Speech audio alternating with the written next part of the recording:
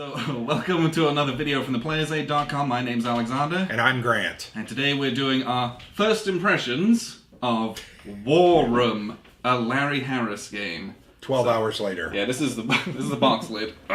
Huge. This is a huge game.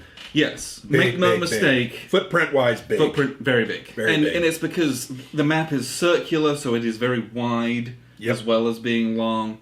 And then you also have auxiliary battle boards and morale tracks. Yep. And every player has little resource tracks, and you've got stacks of cards and people order pads and things like that. This is just a lot of stuff. So it requires a lot of room. Yes. Looking at it, I'm not sure this. If you squared this off, I think it's a very large board game board. But it's because it's wide and odd. Yeah, it's most board games are like, I don't know, 22 inches. Like, yeah, probably. This is like 50. Yeah, you need like a 4-foot table. This is a 4-foot table, and we've got it on here. Yeah, and this is big. So that's my only other fear. I'm not sure where are we going to play this if we get home. I literally can't play this in my house. I know. Like that's going to be this is going to be a convention game. Yeah, someone else had a big table and conventions. Literally, that's where you're going to play this, because it also, for best results, you want to have 6 players. There's no doubt. There's smaller scenarios. You could play it with 5 where someone double teams, some of the smaller, like Italy and Germany together or something like that. Yeah. You can do those things, but if you can get 6 players together, which is what we just finished playing with. Choice experience. So, Larry Harris, he designed Axis and Allies. That we're all familiar with from when we were yay high to a grasshopper. I think we've all played it. Hundreds of times. So this is kind of a very significant step forward from that. Yes, in many ways, yes. Yes, but it's a similar style of game. It's grand strategy. Yep. It's things like your economy and building your units is very important. The types of units that you're looking at: infantry, artillery, armor, different ship types, things like that, fighters, bombers, things that you'll be kind of familiar with. But this is a global game. It's the whole world. And it's from this top-down view. It's very cool to play with. Yeah, this is basically the Arctic Circle. Yes. And everything is kind of spiraled around it. It's very cool. But I think the eviction conditions for the global game are the same, right? Yeah. So you have to do an A&A. It's the Axis powers have to take 2 allied capitals. Yes. Between Eastern United States, Great Britain, and Moscow. Yep. And then conversely, the Allies have to take the Japanese home islands and Greater Germany, those 2 regions. Yep. That's like the end goal. And how you get there is, again, spending your resources, building armies, moving spaces, doing combats, right? All those things that we're quite familiar with. However, in this one, the driving force behind what you do isn't just, it's my turn, I move all my units. Yeah. In this one, you have a little secret pad where you have, depending on what faction you are, you have either 6 or 9 little order boxes, and you write down this stack, and all the stacks have a little marker on. Yeah, so we've got 56th land unit, and then you put their destination space. And land units can move adjacent, or you can do some strategic movements and things like that on rails. Fleets can move 2 spaces. Air forces can move 2 spaces. So you literally, you talk with your buddies about what you're going to do. Which was one of the better parts. Yeah. As we were strategizing, that was cool. Yeah. So anyway. So you've got, me and like the 2 other Axis players get together, decide what you're going to do. But you write down, these guys, this is their target space. These guys, this is their target space. And you do that for all the guys you want to move. And again, it's secret. But you also then bid your oil resource. You've got 3 little resources here. You bid your oil secretly. And then you reveal those. Whoever bid the most oil gets to choose where they go on the turn order. So you can choose to go first, choose to go last. More often than not, it's choose to go first. Yeah, that's usually what you're doing. Yeah. So you then organize turn order by all the bids that people did. And then, in that turn order, you execute all of your orders. You hand, so if I'm an Axis player, hand my orders to an Allied player, and they read them off. And you execute the 12th those. Air Force goes to A-15. And so you move it. You move it. And so if you're going first, you can typically execute all the orders you want to do. Yeah. If you start going second or third, you might have been trying to move into an area, and now you're pinned because an enemy moved into there and you can't move out. so that your orders might get cancelled. Yep. Or if someone cut a rail line and you were going to go on a train through it, Can't. you get cancelled, you can't move. So the turn order is very important if you're really trying to execute certain things. Yeah. And you've really got to think about that. I found myself, because I didn't want to spend my oil resource that way, I wanted more to build battleships and aircraft carriers. I was the U.S. So I decided, you know what? I've got to be a little more cautious with my orders.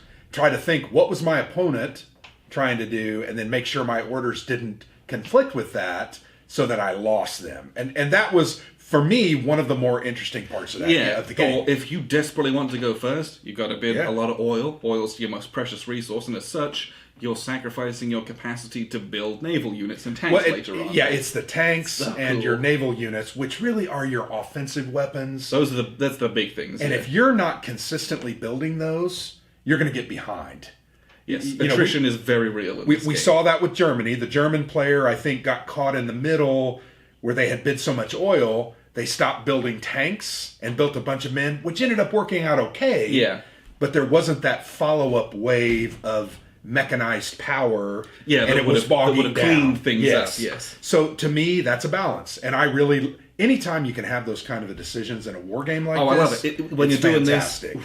And there are so many decision points from your orders, from your bids, from what you're going to build. Yeah. Whether you do strategic bombing to hurt someone else's resource income, which we realize now after playing a game. Yes. Boy, that strategic bombing is very important. Powerful in Axis and Allies. Very powerful important. In this, right? And I don't think we dabbled with it. I think we should have been more consistently doing it because it takes away your resources. Yes. It takes away your ability to build infantry and armor, and it's important. Yes. And but like you said, with so many little decision points, even writing one single order. Well, am I going to try to do this thing because I'm trying to go first, but someone might screw me over?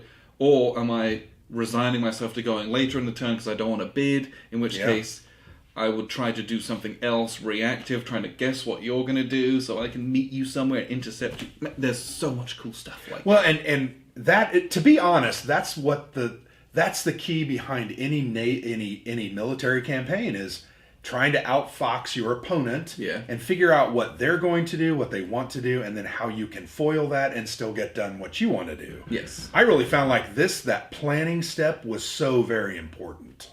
And we mentioned it earlier, getting together with your allies was, I thought, one of the better parts. Because you're sitting there. It's fun. That stuff's always fun. Yeah, we would take pictures of the board, because you leave the room and then you're like, well, we really got to do this, this, and this. Oh, but I'm worried about this. I can't do this. And it was good. It wasn't necessarily negotiation like in some other games, like Here I Stand. Right, but it's still trying to come to a consensus. This is what we need make to sure do. what you know what you want to do. Yeah, and then write your orders correctly. Because the rule in this game is if you mess up your order, like if you put the wrong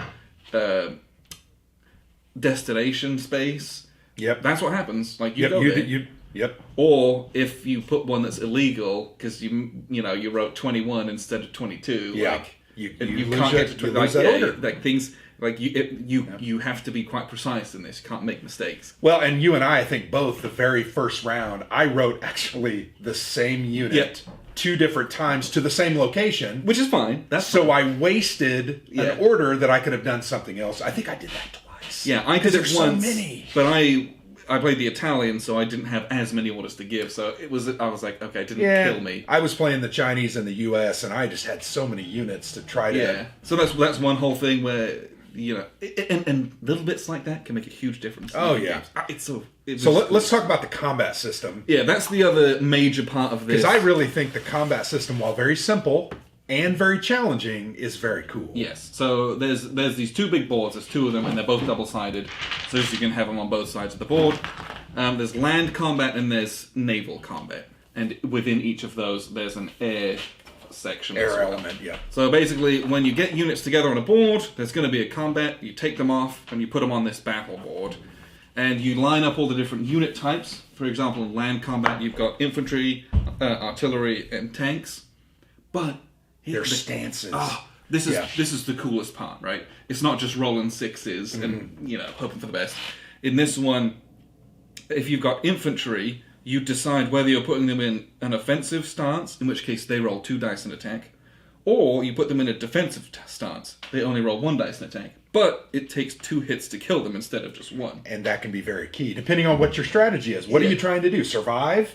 Man, I'm going to put defensive. I'm not going to hurt him as bad, but I'm going to make it. All that matters is that I stay alive, right? And so you get into that with the artillery. You get because artillery you can have. It takes 2 hits to kill them, regardless of which stance. But do I roll 2 dice in attack, or do I roll 2 anti-aircraft dice and only 1 at land combat? And that's the other great thing. Every unit's more expensive. So aircraft and bombers are very expensive. Very expensive. If you have the opportunity, because you have a couple of anti-aircraft opportunities, man, you got to take that, because shooting those down really hurts the enemy a heck of a lot more than you just losing 1 artillery piece. Yeah, and then you get your tanks get basically, instead of having 1, 2 hit points, they got 3. Which that stuff, when greens are pretty hard to roll anyway. Yeah, because of the probabilities on the D12s. Well, and that's the other thing. The dice, they're 12-siders. Yes. There are 5 different colors, right? And they're custom, right? They're just colors, and the colors match the units. So infantry are yellow. There are 4 instances of yellow, so there's 4 opportunities. One in. It's easy to kill 3. The guys on the ground. Yeah. Blue, there's only, I think, 2. Green, there's 3. Blue, there's 3. Green, there's 2. There's a black and a white, which if you have combat advantage or if you don't. Oh my gosh! Yeah, I'm trying to remember what it's called. If no one has combat advantage, whites and blacks don't matter. Then whites and blacks do count. If someone has it, only they get to use the whites and blacks, yes. and the other person doesn't. You said that correctly. Oh, yeah. And then finally, red, it's only 1 instance. Right, and in the land combats, reds only count for in anti-air against the bombers. Yeah. What's really important is in when you get into the naval combat, those reds, of which there's only 1 on a D12, hit the battleships, which have a ton of hit points. And so we'll get to naval combat. It's different. Mm-hmm. It's the same in that you keep your units in different stances, but you've got submarines instead of infantry. And the submarines, if you don't kill them, they dive and run away, which is cool. And that happened to me a couple of times, which was good. Yeah, it's just they slip by. The cruisers you can either have in an offensive stance, or you can use them as escorts. In which case they can take hits instead. They can absorb hits that would be applied to carriers and battleships. So it's very powerful. Very important, because they're cheaper. Yes. And as such, your battleships and carriers, of which there's either 1 pip or 2 pips on a dice, takes 3 hits to kill them, plus any defensive escorts you might have. Nigh impossible. Really hard to kill these guys. Yeah, really hard. Battleships, it's the hardest. There's 1 red dot on each dice.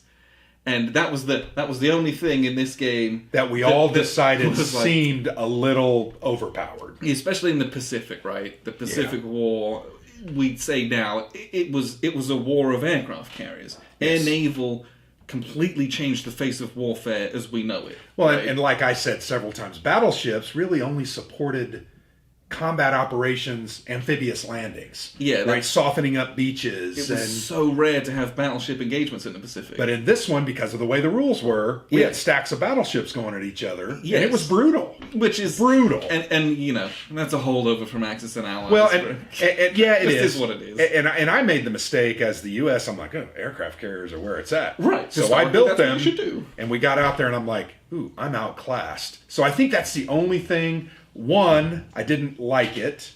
2, I think it was just not historically correct. But that's why you don't like it, right? Yeah, it doesn't feel good. You're like, I've got this really good combined arms fleet. I came up against 4 battleships and they smoked me. And you're like, that wouldn't happen. Yeah, and that was probably the only thing. That and the way that naval assaults work, landing on land. You can't just move on to land and dump your troops off. You've got to move up. You got to sit there.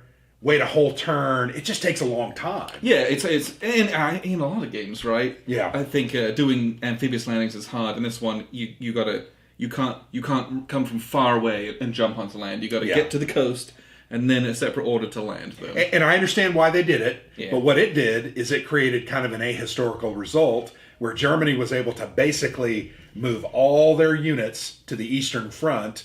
I mean, look, France is totally barren. Greater Germany's totally barren of units at this point. Yeah. And there's nothing we can do about it because of the way it...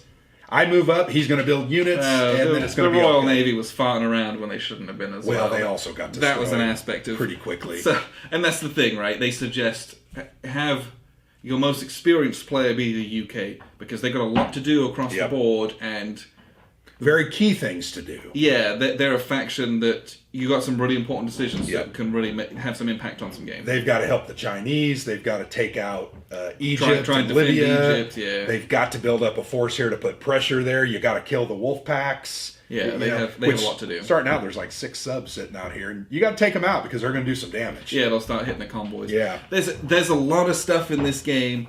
The combat's fun. You chuck 30 dice in the big combats. Overall, I had a really good time. I just think there were certain elements I'm like, oh man, I just don't know that I agree with that. But who am I to tell Larry Harris about a war game? And that's just it. Sure, some little bits and pieces, you're like, oh, we can be grognards about it. But like, I sat here with 6 people. I had a blast for how long did we play this for? Well, we started at 9 o'clock, and it's like 5:36. And we actually didn't finish because we ended up conceding because we now realize we want to play it again. Yes. Because now we better understand it. We really want to go for it. Yeah, so it's like, what time is it now? 6 o'clock. 5 o'clock. It's 4:45. Okay. So between lunch, we didn't start playing till at least 10 because of the rules at the beginning. So we played for about 4 or 5 hours. Yeah.